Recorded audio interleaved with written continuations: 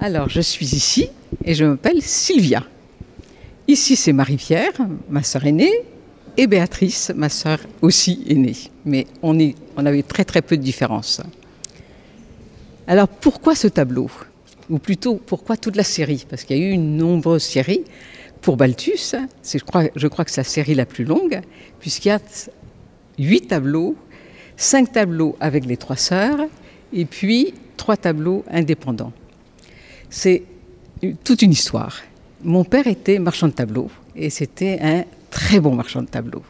En 1931, il a ouvert sa galerie, avec comme associé Christian Dior, et il avait déjà, il a présenté en 1932 Giacometti, Dali, dès 1931 Dali, il a présenté les surréalistes, en 1933 il a fait l'exposition internationale surréaliste, donc il était dans tout ce milieu intellectuel, surréaliste, et c'était un visionnaire quant à son œil.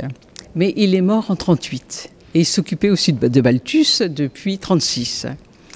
Et quand il est mort, à sa succession, il y avait un très beau tableau que vous représentez, et ça c'est exceptionnel, qui est la jupe blanche. La jupe blanche, ça représente Antoinette de Valduil, qui était sa femme, la femme de Balthus. Balthus souhaitait récupérer ce tableau.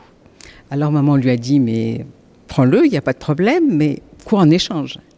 Et en échange, nous on était beaucoup plus petites, pourquoi pas les 3 filles? Et voilà l'idée des 3 filles. Mais la réalisation ne s'est pas faite en 1948, mais elle s'est faite en 1954. Et elle s'est faite en 1954 à Biarritz.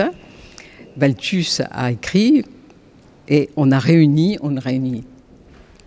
Dans cet été 1954, il y avait donc Balthus, il y avait Christian Dior, il y avait Cassandre qui était le grand ami de Balthus également, et puis nous, et puis d'autres amis, voilà. Et au fond, Balthus ne nous a pas peintes à Biarritz, mais elle nous a peintes dans son château de Chassis. Et là arrive toute l'intrigue, c'est-à-dire que Balthus, pour acheter son château de Chassis, n'avait pas les moyens. Donc il y a eu tout un consortium de 5 personnes qui lui a donné de quoi acheter son château. Mais en échange de quoi? En échange de tableaux. Donc dès qu'il y avait un tableau terminé, il y avait toujours un représentant de ce consortium qui venait et qui prenait le tableau. Ce qui fait qu'il a fallu attendre 10 ans avant d'avoir notre fameux tableau de 64-65. Et c'était la fin, c'était en Italie. Mais à travers cette série des 3 sœurs, ce qui est très intéressant, c'est qu'on peut suivre tout le travail sur 3 lieux différents pour Balthus. C'était pas... Là, c'est Biarritz. Hein. Alors, vous avez le canapé Charles X qui représente tout à fait le canapé familial de chez nous. C'était une famille sud-américaine, mexicaine. Et il y avait tout à fait Napoléon III. Donc, un décor tout à fait Napoléon III, pas exceptionnel, que vous voyez ici.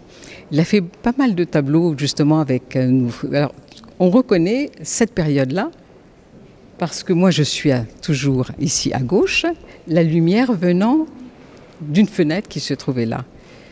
Le rideau, vous retrouvez le canapé Charles X. Et alors la boîte que vous voyez, alors elle a aussi une histoire. C'est que dès le début, nous on était petites, Biarritz. Au mois d'août, il fait chaud, on n'avait qu'une envie, c'était de partir nous baigner. Et pas du tout de servir comme modèle.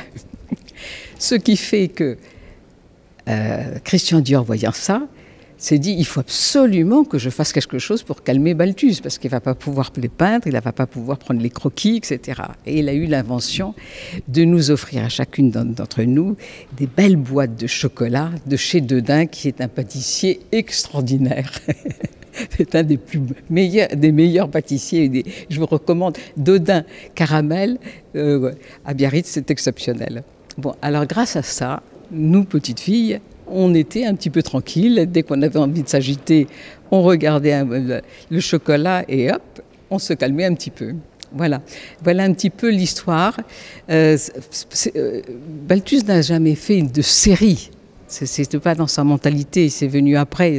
Enfin, Monet a fait des séries, comme ça, des meules aussi.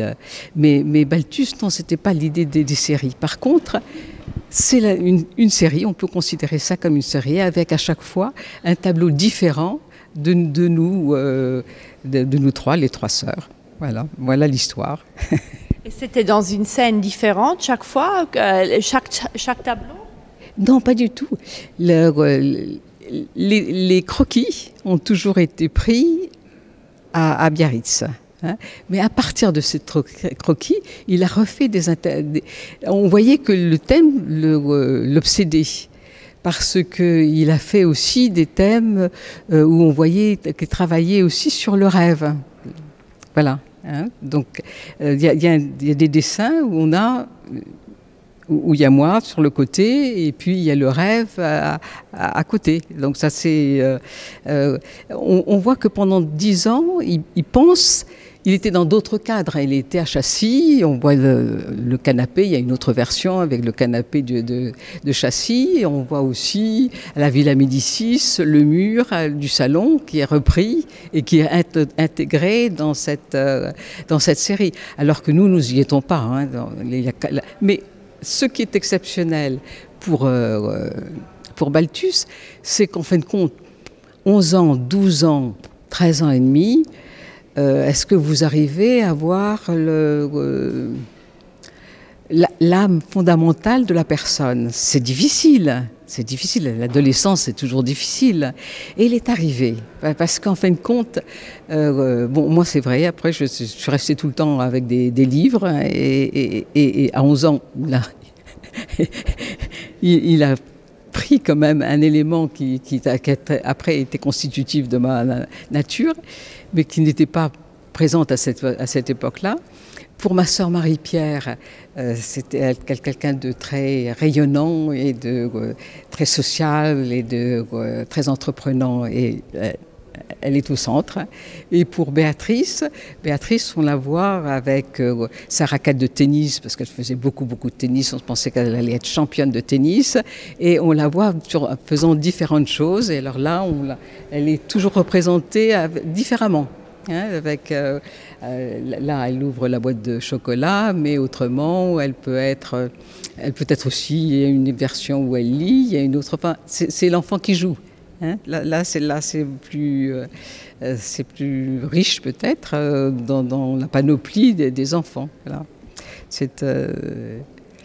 Mais il a vraiment senti nos caractères. Hein. Voilà, vous avez tout le monde individuel là. Avec les caractères. Oui, le livre, le miroir.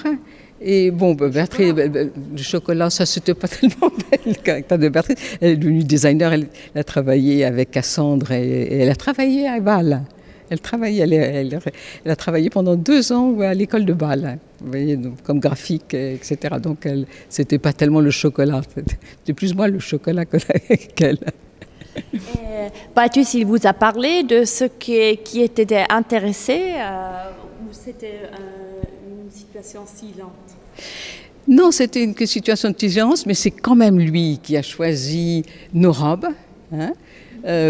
Ma robe, elle a été dans mon placard, il a choisi cette robe-là. C'est quand même lui qui a choisi les positions, il a retiré. Vous voyez, j'ai quand même une épaule complètement dégarnie. Marie-Pierre, sa robe aussi.